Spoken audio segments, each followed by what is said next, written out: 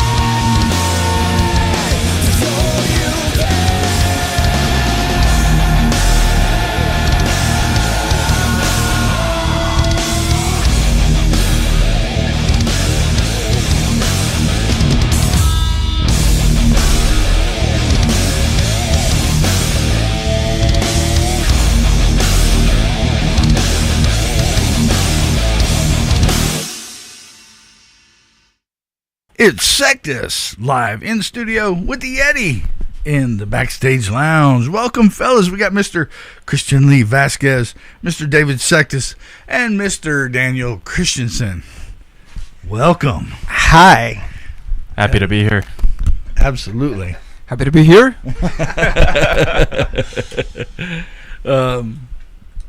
Thank you very much. It's been, I know I've been trying for a long time to get you guys in here, and thank you for finally making it. Thank you for inviting us. We're honored to be here, man. Thank you so much. Honored to have you. This is just amazing, and like I said, if you're into metal music, this is where you need to go, because this is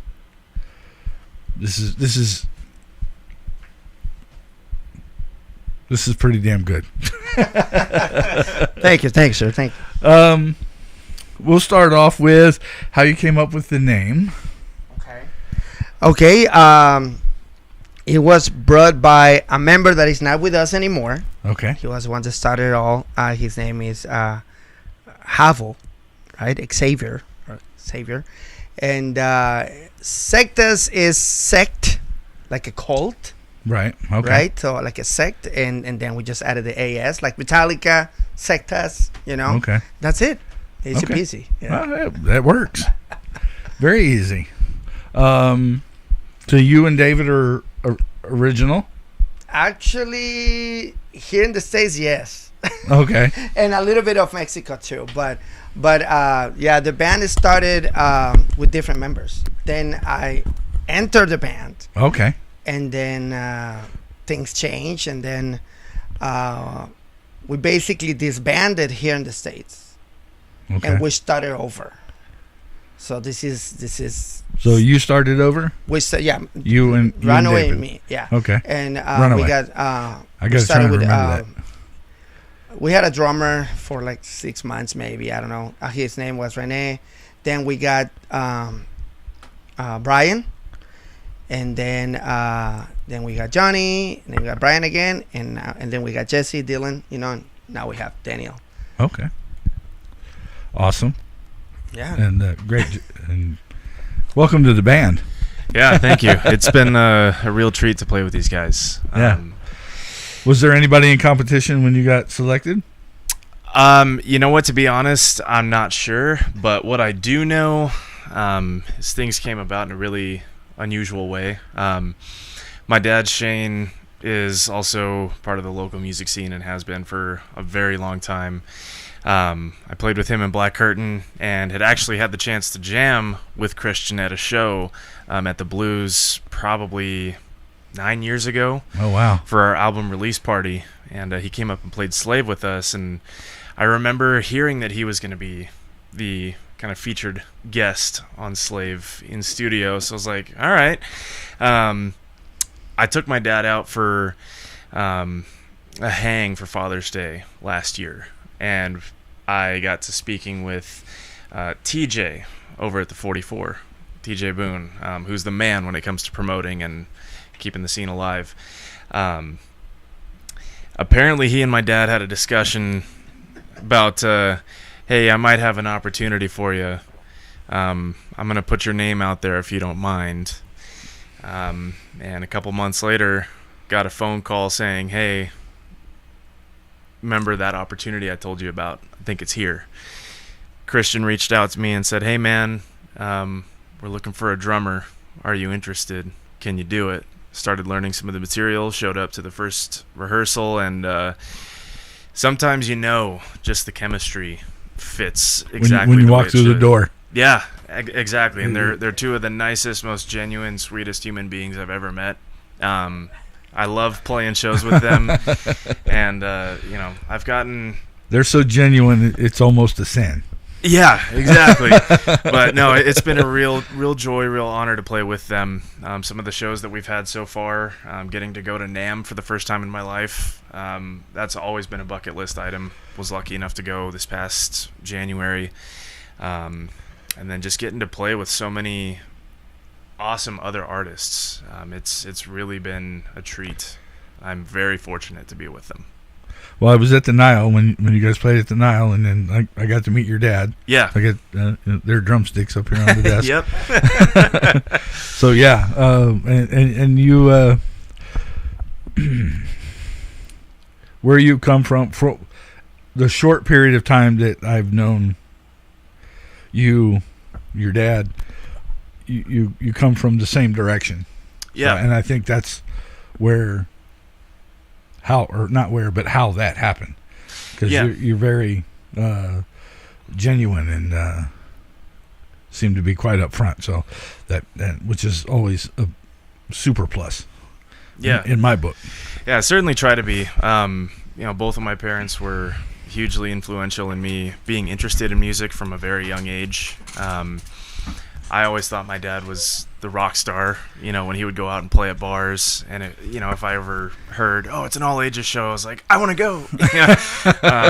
And my mom being an amazing singer as well, it was like, damn, I wish I could be that good someday, as both of my parents. And to share the stage with my dad at the Nile that night was like, right.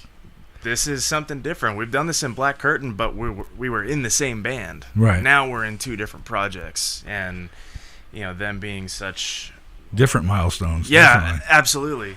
But both of my parents being so present in my life and supporting me all throughout my adolescence in musical escapades, and still coming to my shows today. It's part of what keeps me going. Absolutely, it's huge. Guaranteed. David, we never hear anything from you other than, hi, how you doing? Glad you're doing good. Yes.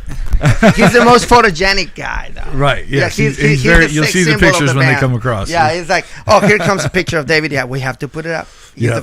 Look how sexy he looks. Yes.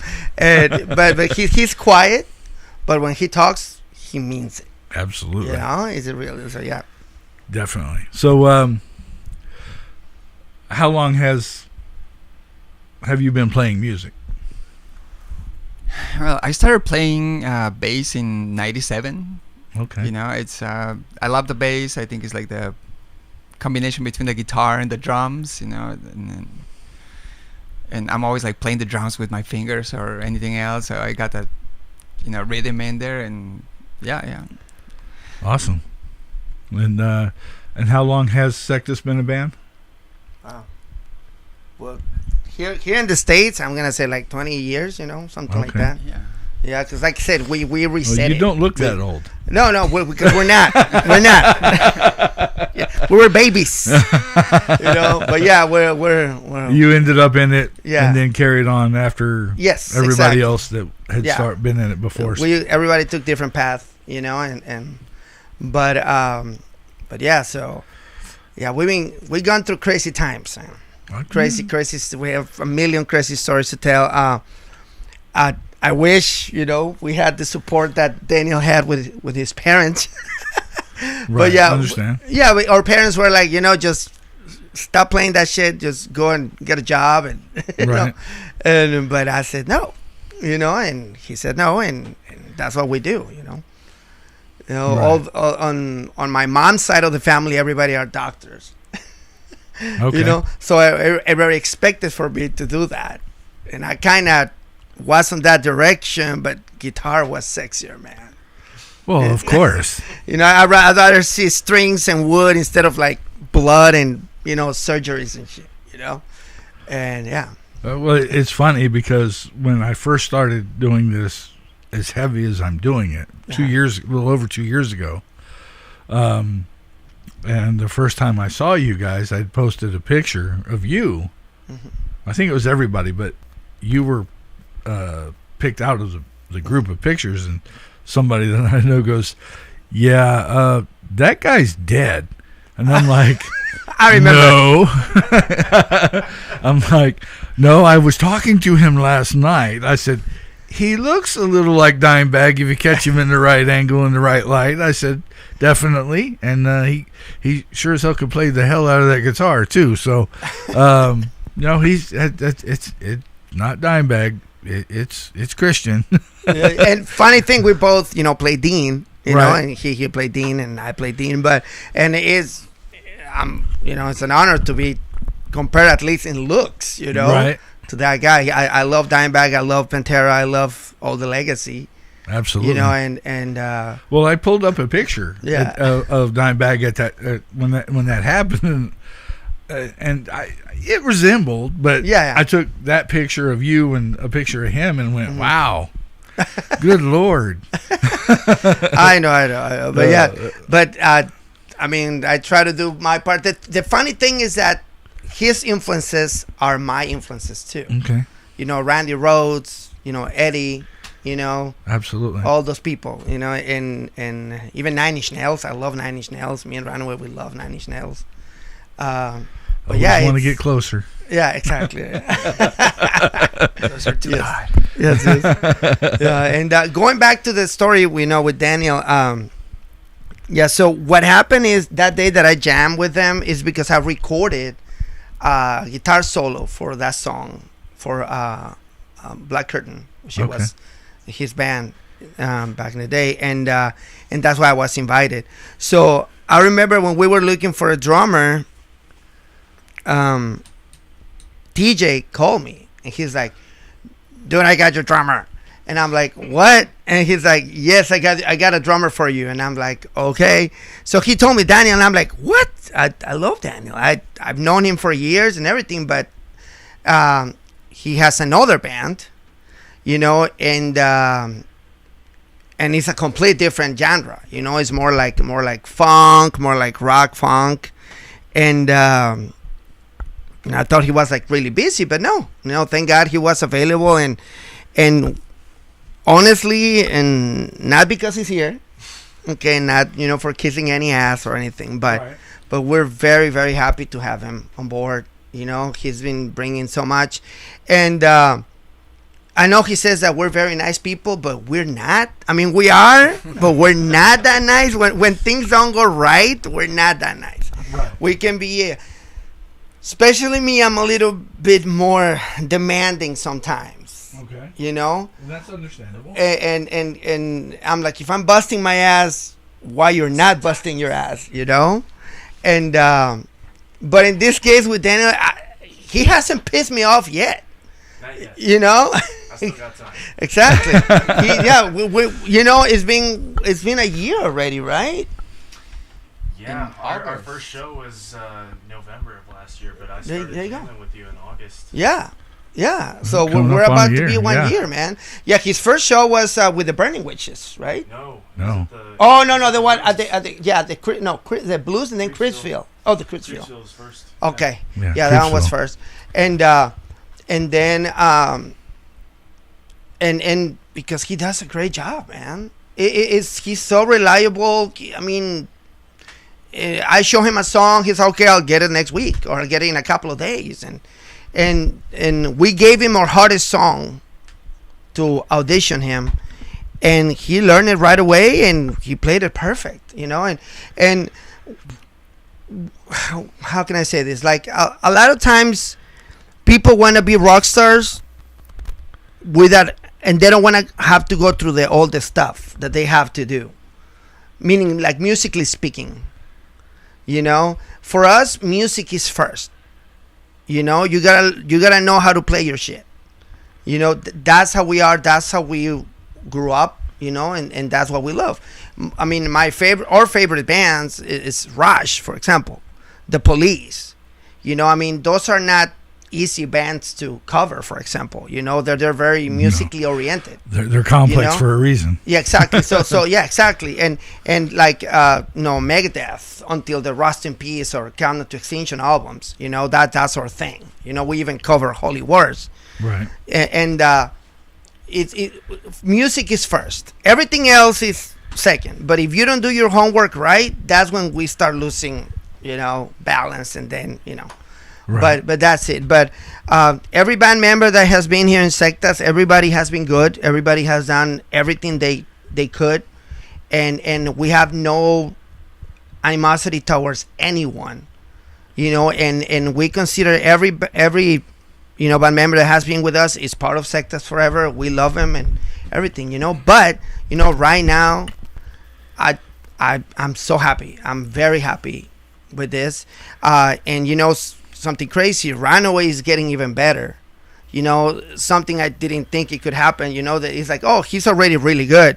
No, suddenly he's getting better. He's escalating to get, and I'm like, how is this happening? And that's wonderful. So, but I think it has to be a lot with the chemistry, with what we're doing together.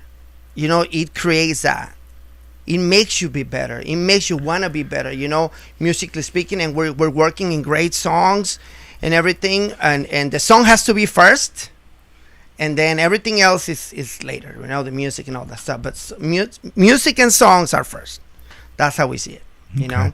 Rockstar stuff or whatever, that's later or whatever. Yeah. I totally understand that, because it's you. I guess essentially your place until that happens, and then you don't do that. Yeah. So we got your influences. Who are some of your influences? Oh man. Well, one of my first real memories of drumming was beating on the couch at my house, because I used to be able to emulate a kick sound if I hit it in a certain spot and a snare sound if I hit it in a certain spot. Okay. Cool couch. Yeah. Right. So my parents have pretty diverse musical taste. I grew up listening to a lot of 80s like hair metal. My dad is a huge Kiss fan. Always has been, always will be. I see the Destroyer album on the wall right there. So yeah, that one was most of ours introduction to Kiss. So. Yeah, so big fan of them, obviously, and really a lot of different groups within that genre. My mom also really diverse. I know she's a huge Bon Jovi, Duran Duran fan. And that's just the smallest tidbit of what I grew up listening to. As I got older, I believe I was in maybe 4th grade when the American Idiot album came out from Green Day. And I remember listening to it and going, I want to learn how to play that on drums. That sounds really good. Right. So I got my first drum set that Christmas and beat it to hell. I actually dug it out of the garage of my dad's old house when he was moving out and was like, how in the hell did this thing still function? Right. So, yeah, that was the band that really pushed me towards learning music, learning how to play drums. I grew up with pop punk for my teenage years. As of March of this year, I had been teaching privately for about 5 years, so I was exposed to a lot of different artists from all the kids that came through my room wanting to learn a song by this band or by this band or this band. So lots of spread there. My time in junior high and high school, I was in the jazz band, so played a lot of big band stuff. Same thing with college. I went through schooling for a music ed degree. Played a lot of different styles in my time there. Did a lot with symphonic band as well, percussion ensemble, and then as Christian had alluded to, I played with a couple of different groups from junior high up until joining Sectas. One of my best friends at the time, Jake, who I'm still very close with, we played all kinds of covers back in high school. Jason Mraz, I'm Yours was one of the first ones that we learned together. And to this day, he's one of my favorite artists. Okay. The funk and singer-songwriter infusion is... and I went and saw him last year with my stepmom, Becky, and that was also a bucket list item. I'm a huge Bruno Mars fan. I have a Polyphia tattoo on my arm here. That's the band that basically kept my head in the musical arena. I was ready to kind of give up on music and find a boring job that was more secure back in my early 20s, but my brother Brendan introduced me to them, and it was like, holy shit, these guys are my age doing this. What's stopping me from doing it? You? Yeah, me, exactly. Exactly. So It's such a wide, smorgasbord of musical influences that I've been fortunate to be exposed to, and I try to incorporate that into all my playing. Jamming with these guys, I had the unconditional support of my wife, Jory. I told her about this opportunity, and she said, "You should do it. I know you miss playing as much as you used to. Why not take this opportunity?"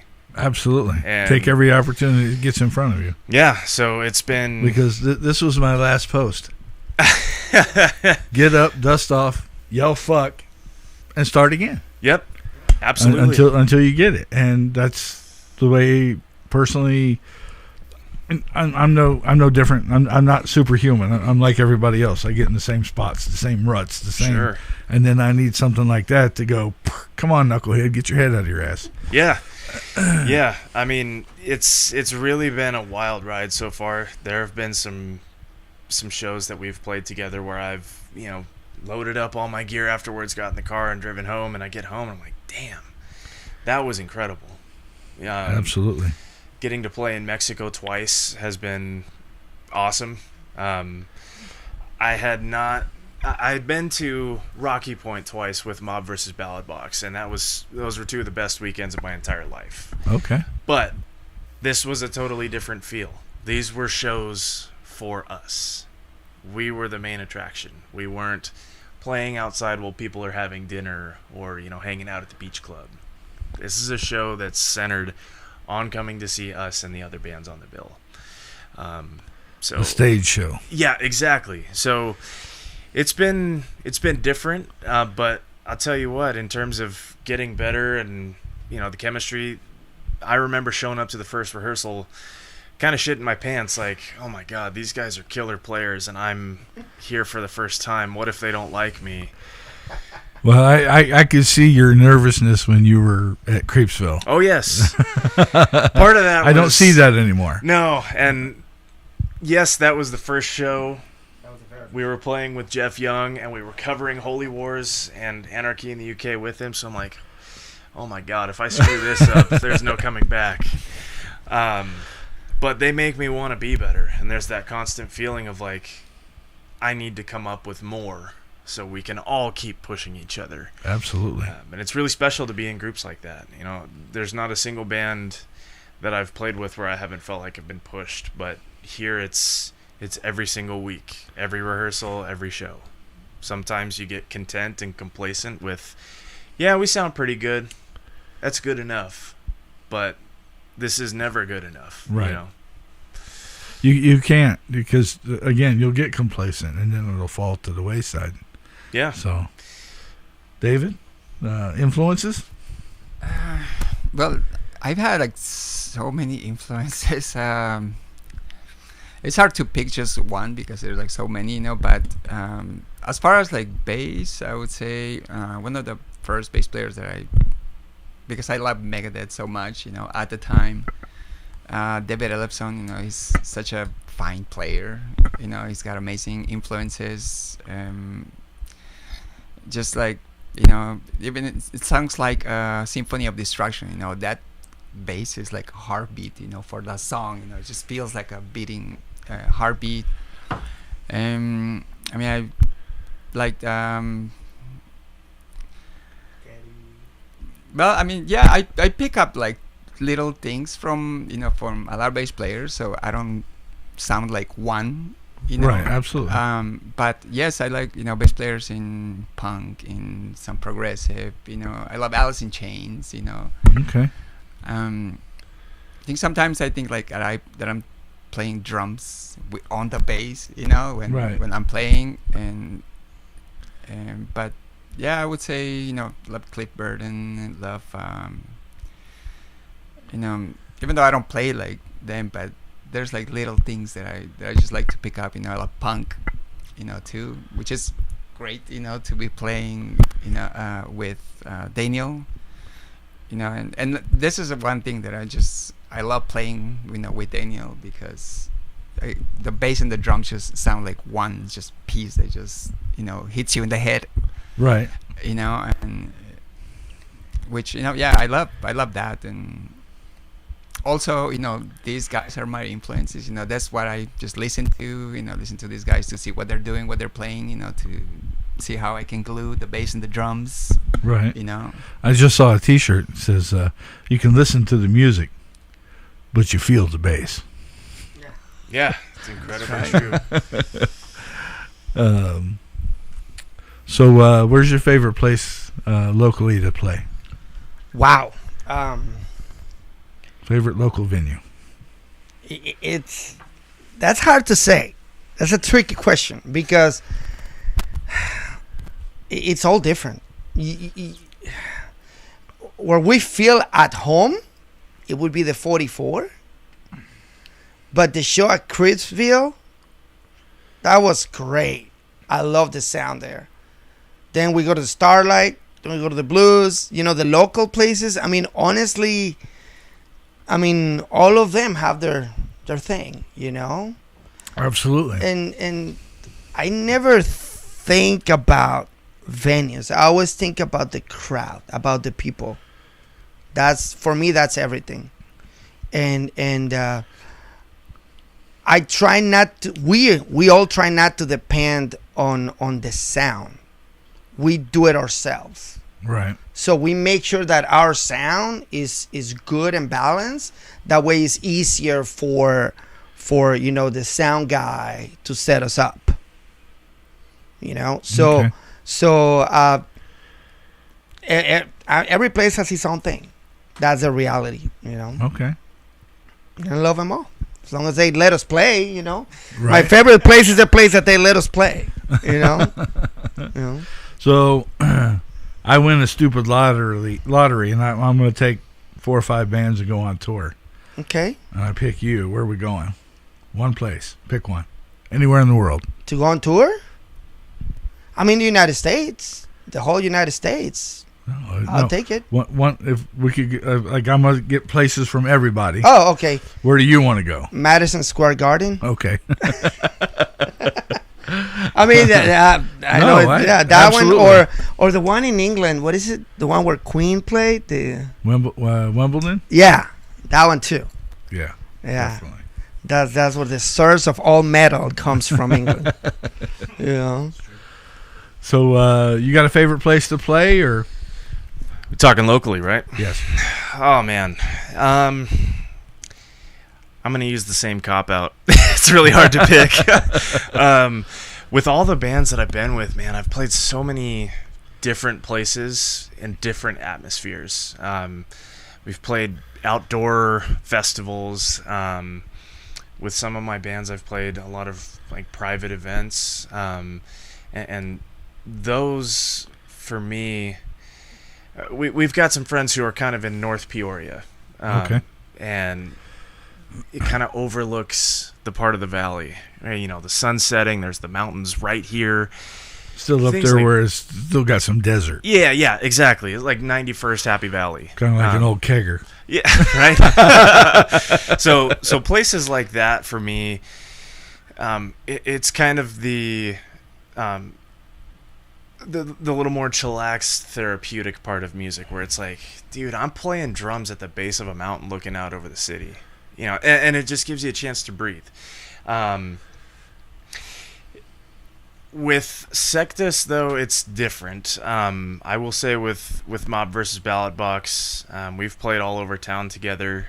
We always had a good time at Murphy's Law, downtown Chandler. Mm-hmm. It could get pretty raucous in that place. You'd have people jumping around, dancing, singing with you. Well, it is an Irish pub. Yeah, exactly.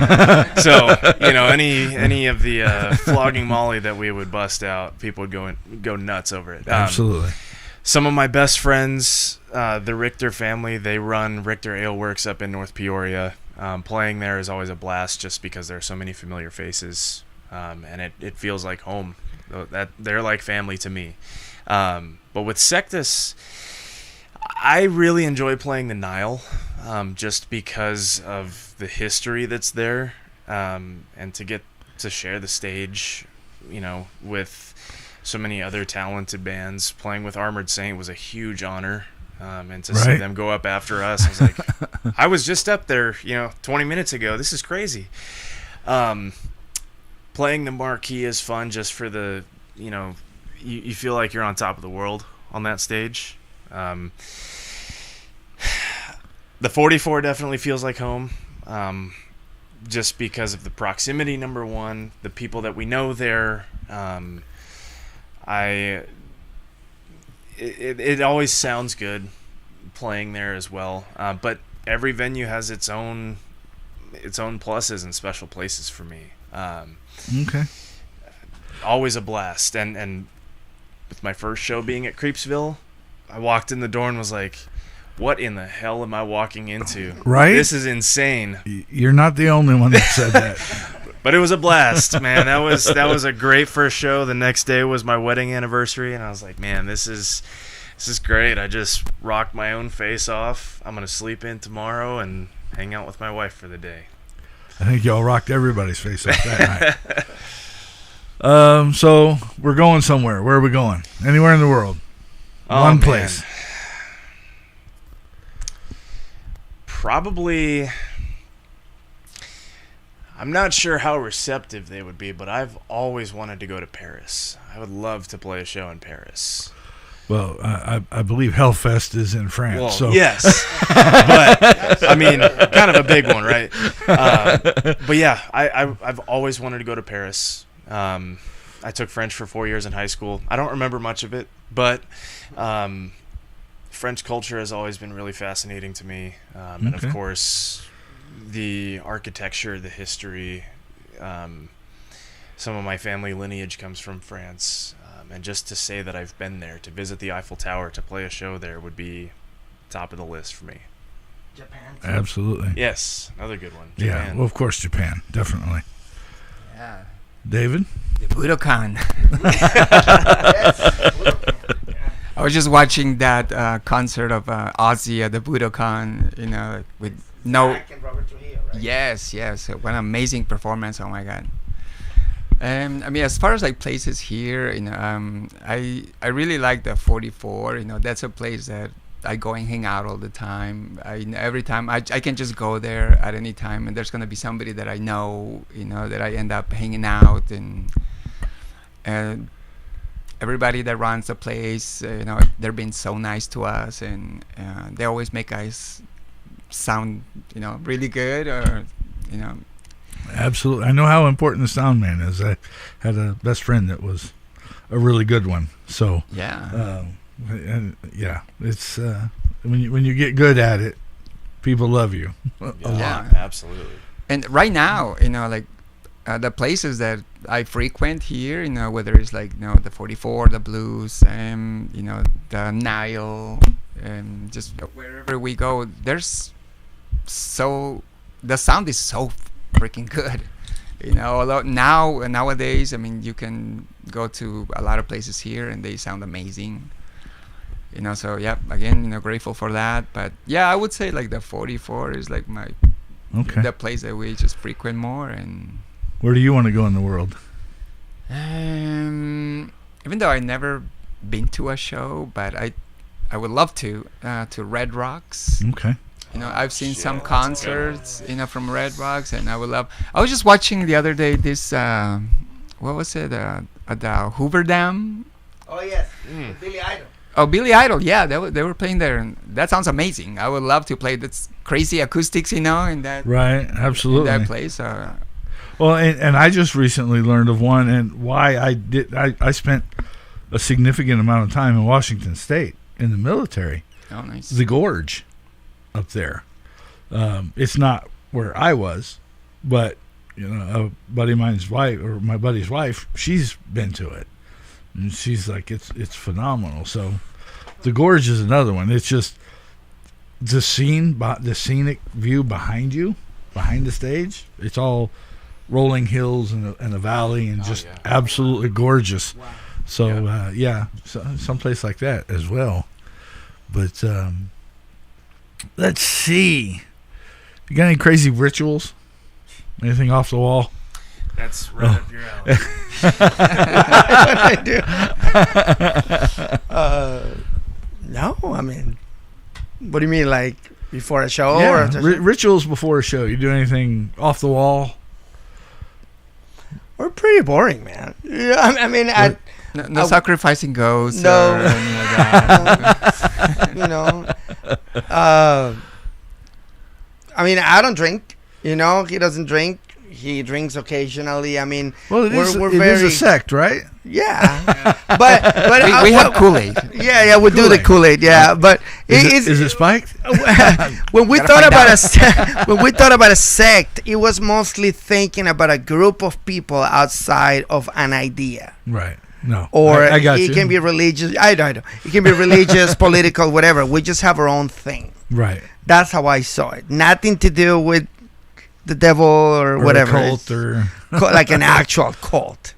You know, we just rock it, man. We just Right, talk to yeah. people. We love to talk to people. your sect is music. Yeah, Sectas music, man. We people is everything to us, man.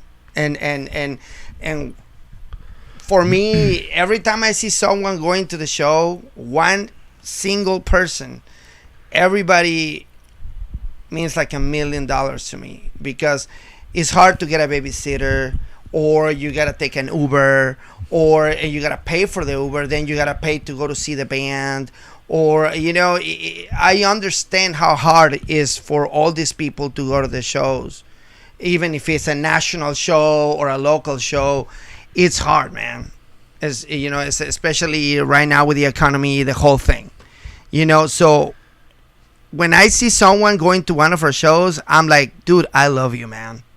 It means a lot. So my ritual would be to thank everyone that is there in person. I go with everyone. I'm like, dude, thank you so much for being here. I give a hug here and there, and for me, it's everything. People is everything to me, and because we are here because of them, and they keep us running, man. All right, we're gonna go ahead and take a quick break and do the intermission. Tell us about Parasite before we play it. Okay, Parasite is the first song that we recorded and did here with Mr. Daniel. Okay, it's an actual love song.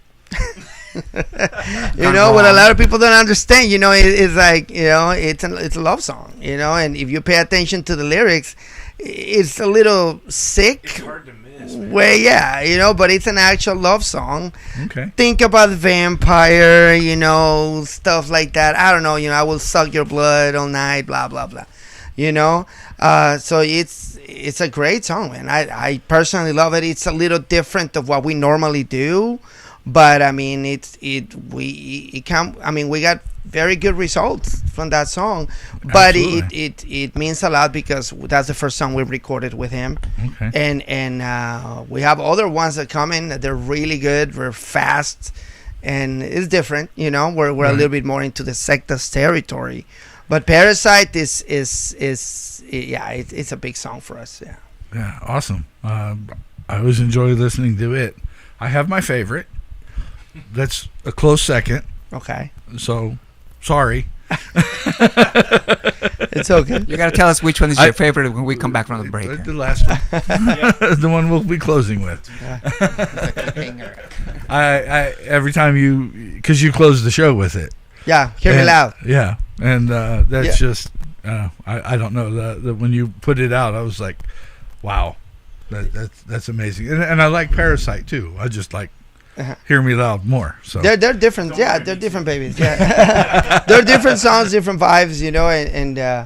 And Hear Me Loud. This is weird. When we wrote it, I was thinking, the band Coheed and Cambria. Okay. I was thinking in that band. Oh wow. And then this song came out, and I don't know. It's weird. No. Yeah. I Same with see Waiting. it. Waiting is another song that we close the show sometimes with it too. That one is more punk oriented too. So it's like we do have a lot of punk background, all of us. Actually, my very, very first band ever, it was a punk band. It was all about, anti-government and all this stuff. And then it was kind of like the Exploited. Like Right. Bad Religion, all the stuff.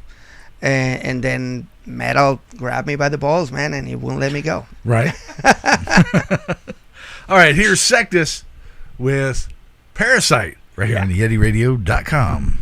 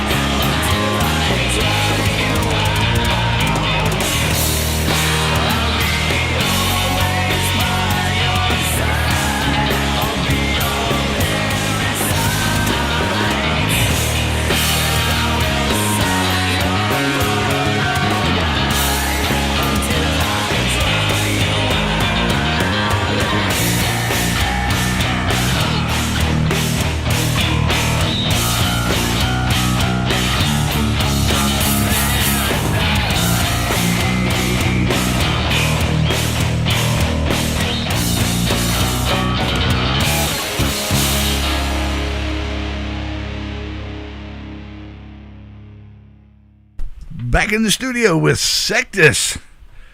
Wow, man. So much stuff going on, and so many questions. What's your favorite cuss word? Cuss word? Yeah. Fuckity fuck. No, fuck. Okay. For unlawful carnal knowledge. Yeah. Yeah. I like to utilize all of them very frequently. Okay. But having an almost 4-year-old at home, I have to use them very wisely. Yes. I have a 4 and a 7, and I've had some talkings too. Yeah.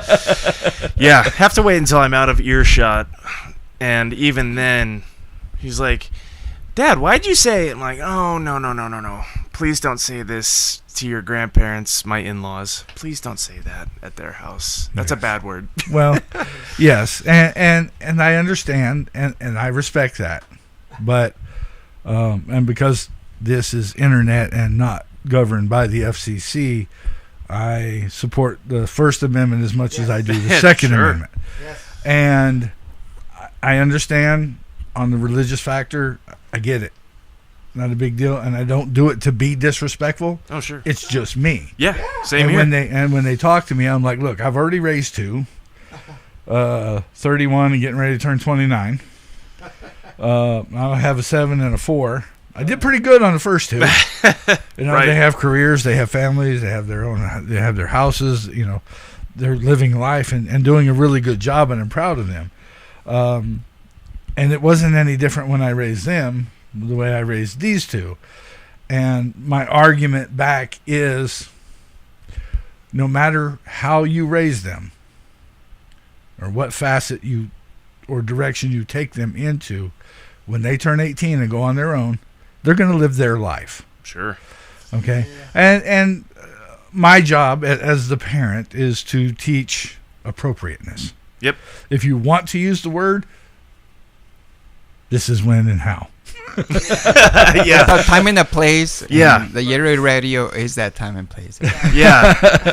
Like when you smash your finger with a hammer, Fuck.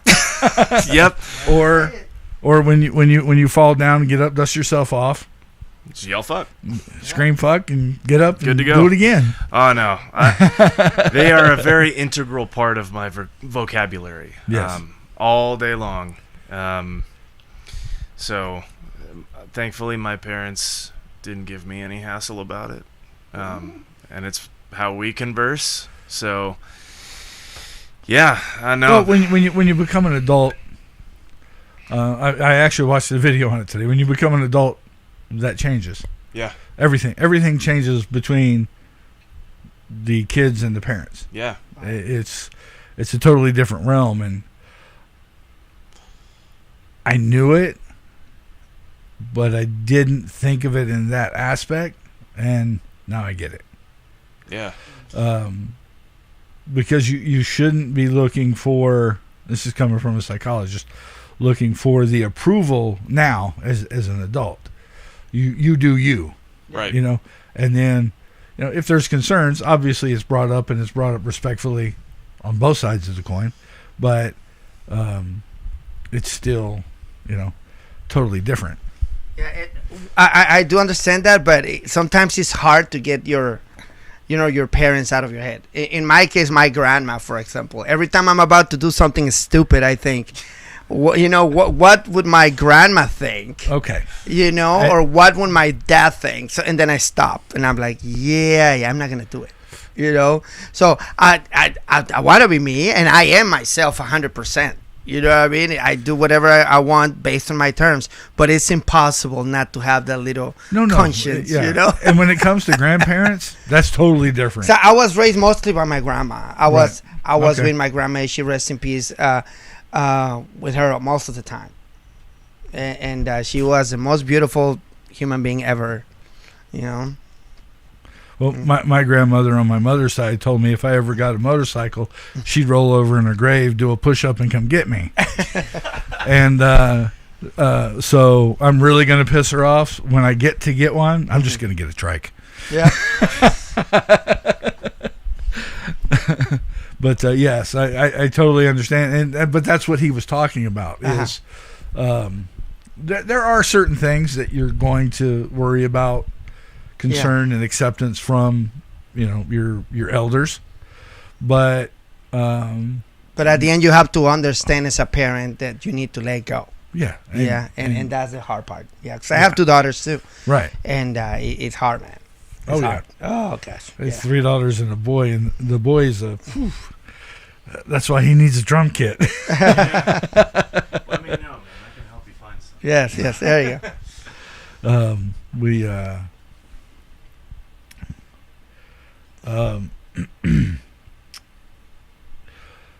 Wait a minute. What's your favorite word? That's right. It's just fuck. Okay. Yeah. It's funny because I'm just gonna. Almost everybody in the last 3 interviews have been like, "Oh, by the way, congratulations! You guys are number 46. Thank you. Yeah. Chugging right along. I might get up there with the pros one day. What's been your favorite performance? Favorite performance? Favorite performance. You first. Oh my God, that's help me to refresh that. That's hard. I don't know that 3 festivals in one day and 6,000 people. That was an impressive story. Sorry, that was. Oh no, yeah. That was off camera. But, no, yeah. Because we were talking about when we used to, play in Mexico. We lived in Mexico City for for 4 or 5 years. We had 400 concerts. And 400 concerts, and sometimes we played in festivals the same day, 3 festivals the same day, and it was crazy. But you're gonna think, okay, this is weird, dude. But my favorite show, I'm gonna say the last one. Okay. This is so weird. I mean, we played in front of, I think, when we played we opened for the Mayhem Festival with Slayer, King Diamond. We opened that show at the Action, whatever. Now I don't know how it's called. Talking Stick, it's called now. Yeah, the amphitheater. Yeah, amphitheater. It used to be called the Blockbuster. Whatever. Cricket. Yeah, call it the Desert Sky. Desert Sky, whatever. Ashley Furniture. Oh, that's actually Ashley Furniture. Yeah, all those and. Maybe I'll put the Yeti name on it. And that was a great show, playing in front of all those people, and that was a great show. When we played at the the VIP party for Killswitch Engage. Okay. The Slipknot, that was a great show too. Oh, wow. But honestly, my favorite show is gonna be the last show we had. Okay. I loved how we sounded. I love the energy that we had. It was, for me, I'm seriously, I keep watching the videos over and over and over again, because it's like, wow, this is good. It's weird, but performance wise and sound wise and everything, that's probably my favorite show, man. The last one that we had. Okay. Oh, I know it hasn't been a whole lot, but no, and I had time to think too. Shit. Well, is there one that you enjoyed better before joining Sectas? Well, okay, so I'll say this. I don't know how many listeners know. I know a handful of them know, and some of our followers do too. But I spent about 7 years drumming for the Arizona Cardinals drum line. So I was at every single home game. Congratulations. Some of those were pretty electric Yeah. and a lot of fun. I was in the stadium during the COVID season where they had 500 people in the stadium. I was there for the Hail Murray. It happened in the end zone right in front of me. Not necessarily for performance sake, but to see that highlight over and over again on ESPN and think, holy shit, I was right there and I was playing drums that day. It was awesome. But I think in general, I had a blast playing at the London pub down in Hermosillo. That was yes, that was one of my favorite shows. Creepsville was a blast.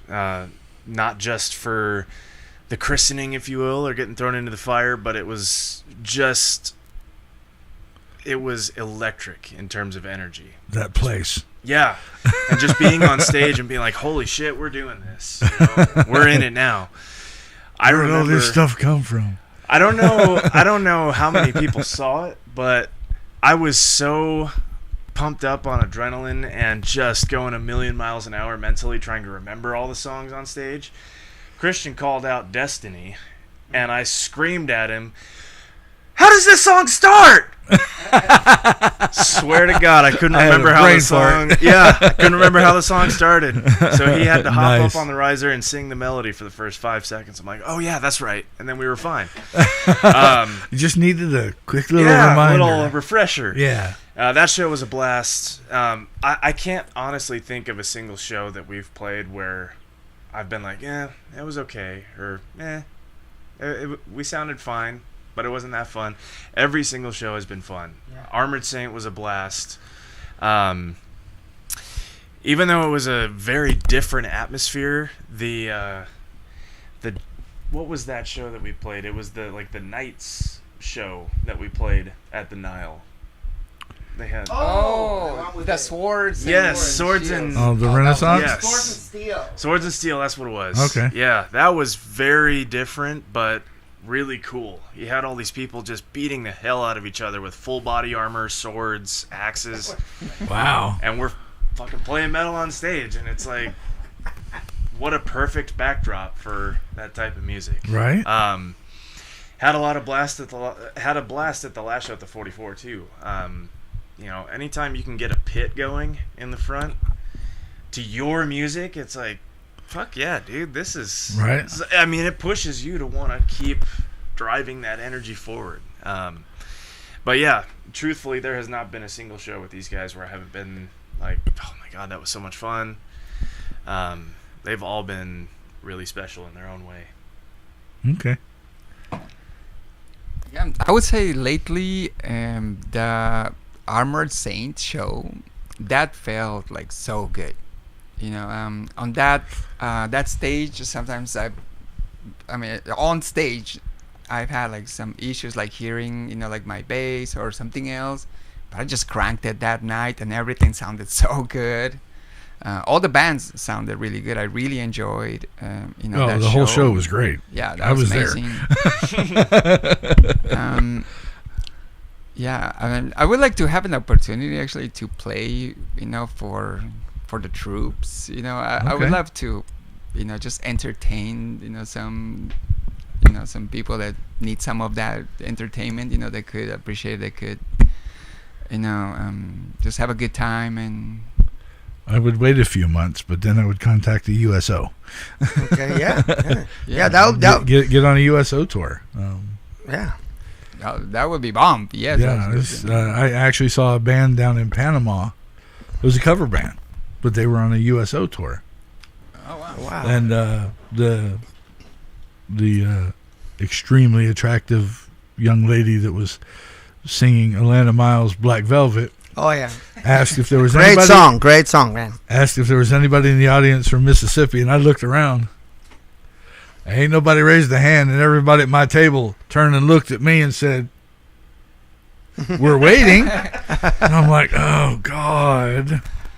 And she came over, knelt down next to me, and sang that song in my ear the whole time. Wow! So I was done.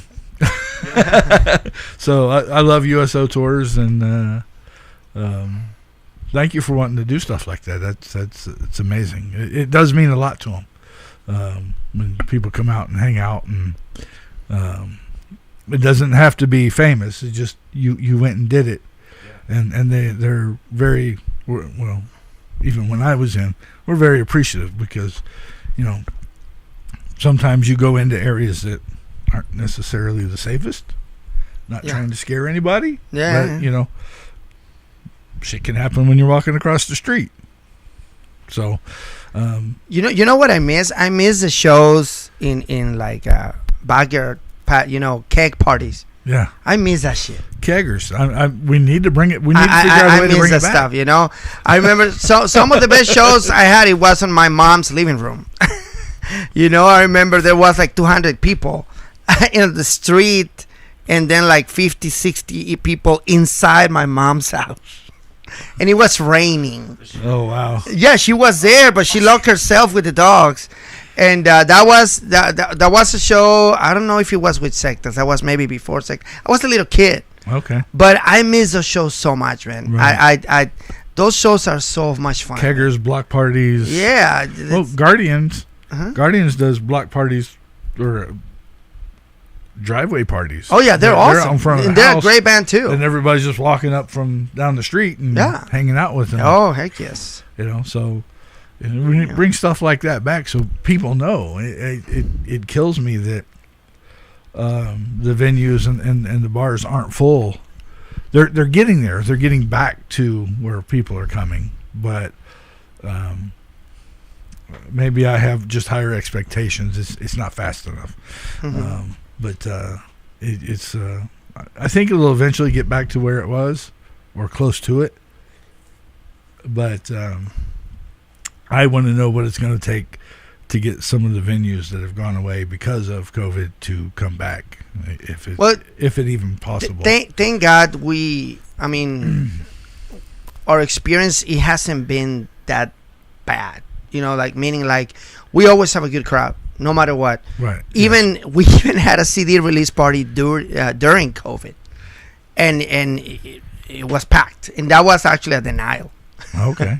Wow. and that was back in the day too, and I think it's consistency. I think it's hard to blame it on the venues. Right. Is because a lot of bands, what they don't do is they don't promote, or some of them they think they're too cool to promote. Oh no, they just show up. No, it doesn't work like that. Right. Things have changed.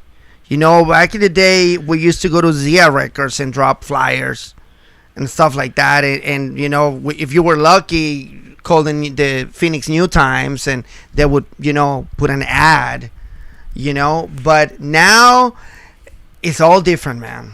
It's way so different. it's like all different. There's not even a need for labels anymore. So now you need to promote yourself, and that goes to all the bands. If you want to do something, if you want to have successful shows, a nice crowd, whatever, don't depend on the promoter, don't depend on the venue. That's your job. So you promote yourself, you start sending messages, you start, putting on Instagram, Facebook, all the social media.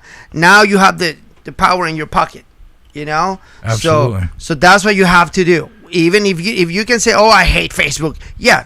That's fine. Yeah. You can hate it all you want, but it's a necessary evil. Right. So you have to adapt. You have to adapt and do things right and be like, let's just kick it. Let's just promote it. Right. Because people are going to be on Facebook all day. People are on freaking Instagram all day, So that's direct publicity there. Okay. And it's free. Absolutely. Free publicity. You just have to You got to find that avenue, and if you're gonna go on tour, find places that have groups, Facebook groups that are in those areas. Yeah, that too. Join those groups and post shows in those groups because that's where you're going, and then people will see it, and then word of mouth goes.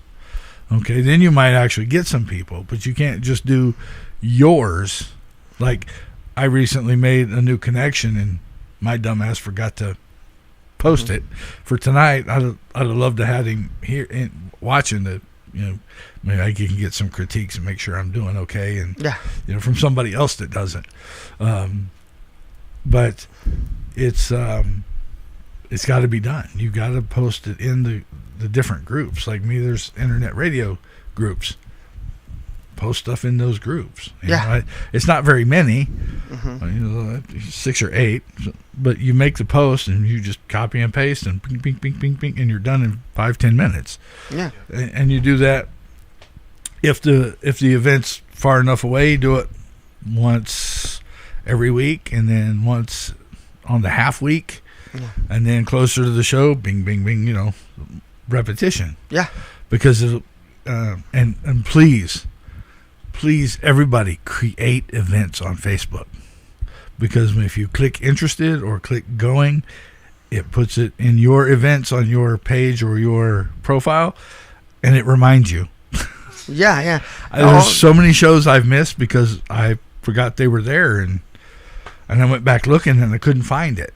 So and that is a problem. And a lot of bands is like, I've heard this. Oh, the local scene sucks, and I'm like, no, it doesn't. It doesn't. It truly doesn't. No. At least not for us, but it's because we push that shit. You know. So what are you doing about it? You know.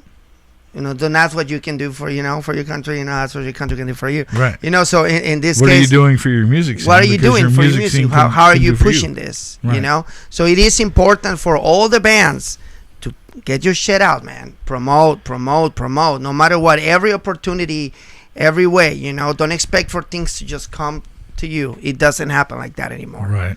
Yeah, you build it, they won't come. Yep. It takes advertising today because there's 8 billion people in the world. Oh God, that's a lot of people. Yeah. Because here not too long ago it was only like 5.5.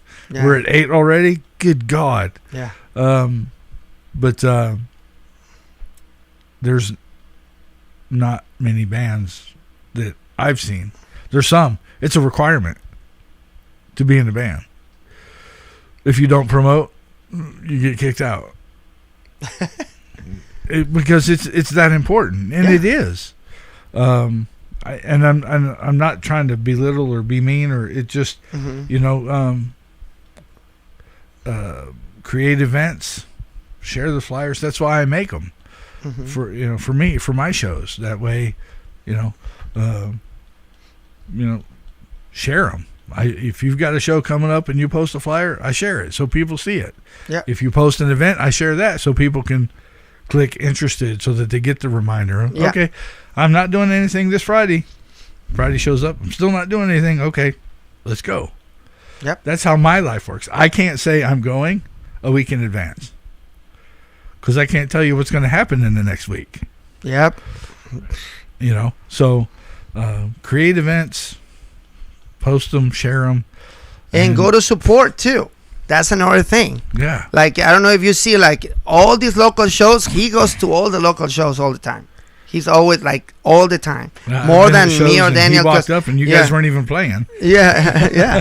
I see you there all the time. Yeah. And you're there all the time. So it's kind of, I mean, if you don't like my band, if you don't like Sectas, that's fine.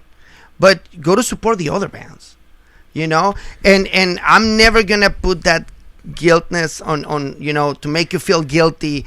Oh, you're not going to my show, then I'm not gonna go to your show. That's something that we don't do. Right. We're gonna go to support the show because we're going to support the show. Maybe we like the band, maybe we don't like the band, but at least they're working. Right. They're doing something, they're working hard, so I'm gonna go to support you, and that's fine. But you gotta keep the whole thing moving. And at the same time, understand, for example, he has a very young daughter. It's hard for him to go to the shows, but I'm able to go to shows now, because my daughter's a little bit older, and Runaway, his kid is older too, so he can go anywhere he wants, so you have to understand and support at the same time. It's a little complicated, but as a band, you cannot be demanding people to go to your shows if you're not supporting other shows. Right. You know what I mean? But you have to do it, man. You have to do it. And it doesn't necessarily have to be that person's or that directly. band's. Yeah, it doesn't have to. People know who go and people know who don't. Yeah, because everybody seems to talk. But like my radio station, yeah, I did it for 12 months. And I was paying for 1,500 total listening hours a month. I don't think I got 1,500 total listening hours in the 12-month period. So I pulled it. Mm-hmm. If nobody's listening, there's no sense in running it and paying for something for nothing. And it's frustrating. And so I just went back to doing now 2 shows and interviews. Yeah. So it works in both directions, and we see, and I just turn the other cheek because, for whatever reason you want to think or whatever, but I'm just here having fun. That's all I want to do is have fun. I want to get to meet you guys. I want to get to interview you. I want to chill out and say hi at a show or whatever, and just hang out. The intimacy of the music in a local music scene is so much more meaningful when a band makes it, because then you can go in your mind, I was there before, and it was so awesome. Now they've made it. It's even more awesome, but you're going to remember the local scene more than... And there's bands with so much talent here. Oh. It just is ridiculous. Seriously. And sometimes I'm like, why this band is national and having all these millions and, and everything. And then I see these other bands that they're like way more talented, way better songs, I'm like, why? Well, but it's because of that. The fact, what are you doing? Because now it's not just about have the best songs or the best music. Is you have to move. You have to promote. You have to be out there. Don't be scared, man. Just be out there, man. That's what you have to do. Green Jello, when they were here, Bill Manspeak, he does their tour. He books it all, and their tour is done, and he handles it. They don't have anybody else doing it. They promote it. It's crazy to see how hard he has to work to be able to do what he loves. Yeah. And that's a working ass fool right there, I'm telling you. And not fool in a bad way. Yeah, absolutely. It's an amazing... Ari Lehman and First Jason, it's the same way. They book their own stuff. And you have to make connections. You have to do research, find places in other states or other cities, and maybe just try it locally in state and do an in-state tour and push it and see how it works. Learn that way. That way you're not far from home, and and when something bad happens, you've got backup, and then learn from that way, and then start expanding on that. Yeah, we try to do more like smart touring. That's how we call it. Or that's how a lot of artists I know, they call it like that, smart touring. Basically, if you're gonna go tour, you're not just gonna go waste your time and money. It's back in the day, you got into a van and just tour the country, and people was gonna be at the venue no matter what. They didn't care who you were, nothing. They were just at the venue because it was a metal show. Now people are picky. Right. If they don't know you, they're not going.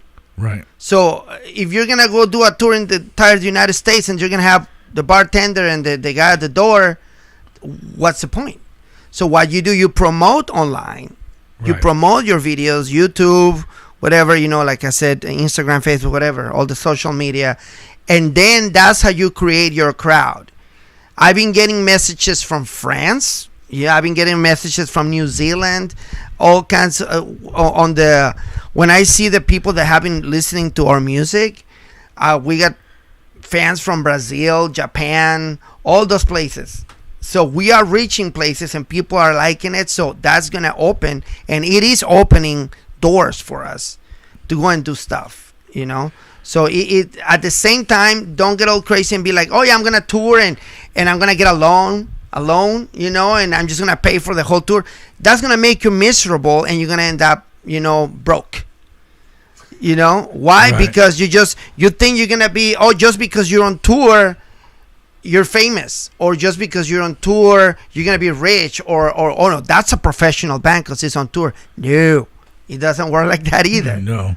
And they're not making a whole lot either. Yeah. They're making some, but they ain't. Exactly. All of it's going to pay for that tour bus, or that trailer, or the plane tickets, or the instrument rentals for whatever reasons, or equipment rentals for the stage and stuff like that. Exactly. If you're gonna pay for your expenses, right, and for everything, but you're gonna be playing with big festival in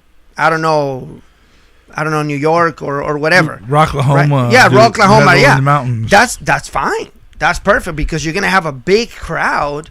You're That's gonna have already big there. exposure. It's gonna look great on your resume, right? But that's what I'm saying. You have to be picky. You have to be smart, and you have to do things right. That way, you won't create disappointment. Right. And then you're gonna be like, oh, music sucks, or the scene sucks, or it's not that. I promise you, it is not that. What's the old cliche? You get out of it what you put into it. Yeah. And it's never changed. It's been that way forever, and it will always be that way. Yeah. And that's why I just enjoy doing this. And we now. thank you so much. And get to go hang out with you guys. We thank you so much for all you do, man. For the local bands, for all the shows that you go and you pay to go to those shows. Because I know that you pay. I've seen you paying. I'm always monitoring. I'm kidding. But yeah, but I see you paying for the shows for a lot of bands. And you're always there for all of us. So we are forever thankful, man.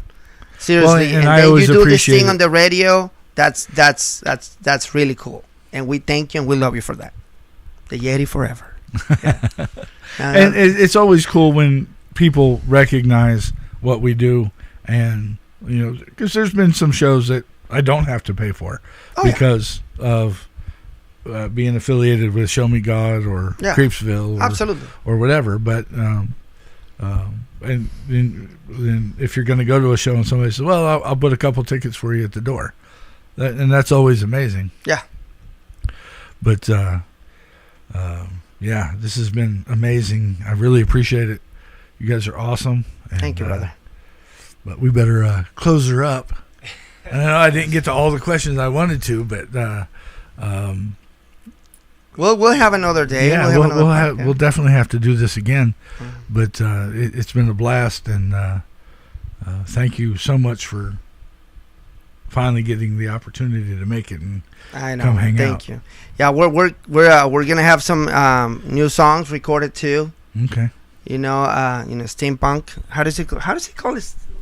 Steampunk Audio Labs. Audio Labs, yeah. Steampunk Audio Labs. Steampunk Studios, yeah, with Casey Weaver. Okay. And we're gonna be recording our new song there. It's called "Something Comes Around." So stay tuned for that one. And we're having a couple of shows upcoming with Cryptic Writings. It's a Megadeth cover band. Right. And we're gonna be playing here. We're gonna be playing Tucson. We're having a lot of stuff going on. Okay. Awesome. Of course we're gonna be recording the video and all that. Every song we do, we always do a video. So, Amazing. If I may interject real quick. This was a long time ago in our conversation, but I did want to revisit the ritual question that you had. Okay. I do have to give a very special shout out to my very, very close friend, Roy. Part of my ritual is to text him and say, "Hey, man, can you come to the show tonight? You don't have to pay to get in as long as you're my roadie." So thank you, Roy, for always being there to help me with my gear in and out, make my life 10 times easier. So yes, we're not superstitious. Yes, we don't sacrifice any goats or live chickens or anything like that. But part of my ritual is to go, "Hey, man, are you coming tonight?" Every single time we play. That is awesome. Yeah, definitely excited. Thank you guys again. We're going to close out with my particular favorite song from Sectas, and it's called "Hear Me Loud," right here on the Yeti Radio in the Backstage Lounge with Sectas.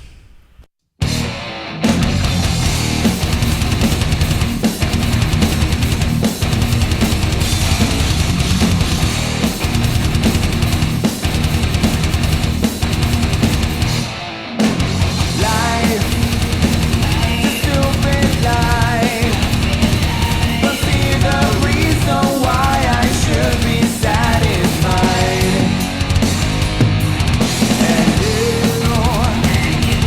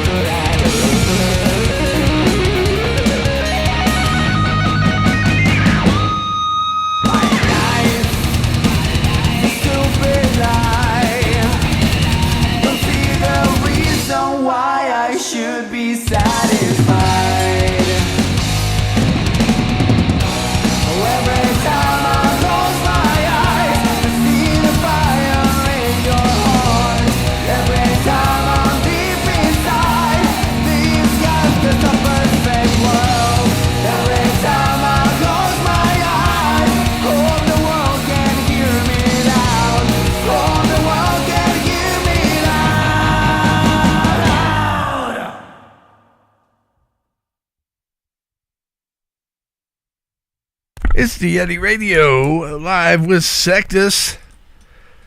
So we just want to say goodbye, man. Absolutely. Okay. So once again, thank you so much for everything that you do, man. Okay, I'm Christian from Sectas. Daniel from Sectas. And Runaway, thank you so much, Yeti, for the opportunity and the attention. We appreciate it for always. Oh, It was a blast, man. I've been waiting for 2 years for this. Good things come to those who wait. Absolutely.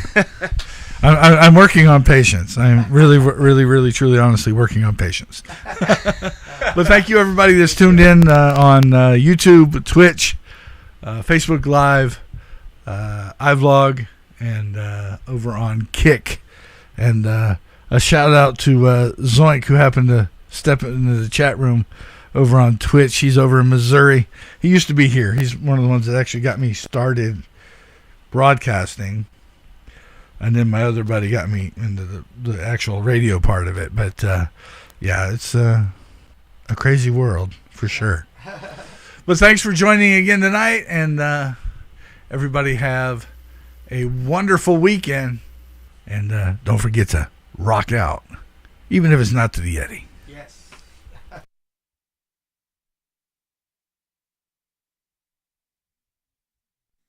We can all be quiet and peaceable and have a few beers together and listen to the music. The Yeti. Can you dig it? The Yeti. Can you dig it? The Yeti. Can you dig it? The Yeti. You're rocking with the Yeti. I think this guy's a couple cans short of a six-pack. The hairiest rocker on the planet. Yes!